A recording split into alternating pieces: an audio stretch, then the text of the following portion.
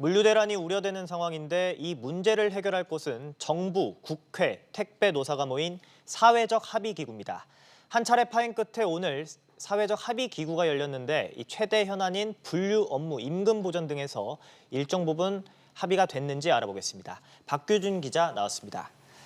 박 기자, 오늘 사회적 합의 기구가 열렸는데 어떤 내용들이 오갔을까요? 오늘 회의는 국회에서 1시 30분에 시작이 됐는데요. 6시가 넘은 지금까지 5시간 가까이 진행되고 있습니다. 네.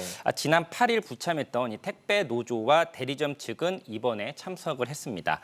택배 노사가 현재 세부 쟁점에 대해선 이견이 여전한 것으로 알려지고 있습니다. 네, 이 쟁점을 하나씩 짚어보겠습니다. 이제 택배 기사들이 이제 요구를 했던 게 분류 업무에서 제외시켜달라 이 부분이었는데 노조 측에 요구했는데 이거는 어떻게 됐나요? 네, 사실 분류에서 빼달라 이거는 전체 구성원들이 동의는 하고 있는데 중요한 건 언제 배제할 것인가 이 배제 시점이 될 겁니다. 국토부는 이 단계별로 올 9월부터 분류 인력을 투입하기 시작해서 내년 1월부터는 아예 분류에서 배제한다 이런 입장인데요. 이에 대해서 일부 택배사들은 올해 분류 인력을 추가로 투입하는 것 자체에 대해서 좀 부정적으로 바라보고 있고요. 노조는 내년 1월까지는 기다리지 못한다 이런 입장인데 아직 이 정확한 배제 시점을 두고선 최종 합의에는 이르지 못한 것으로 알려지고 있습니다. 네, 이 노조가 요구하고 있는 게 지금 임금 그리고 수입 보전 대책도 마련해달라 이런 것들을 지금 요구하고 있는데 이건 뭔가요?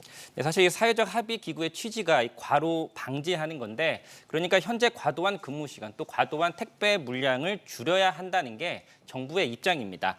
하지만 이 택배 기사 입장에서 걱정이 되는 건 물량이 줄면 소득도 줄어든다는 점인데요.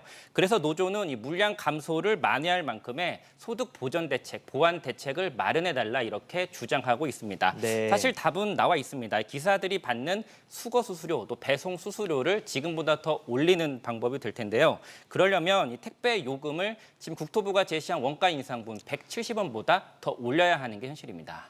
네, 내일 또 회의가 열리잖아요.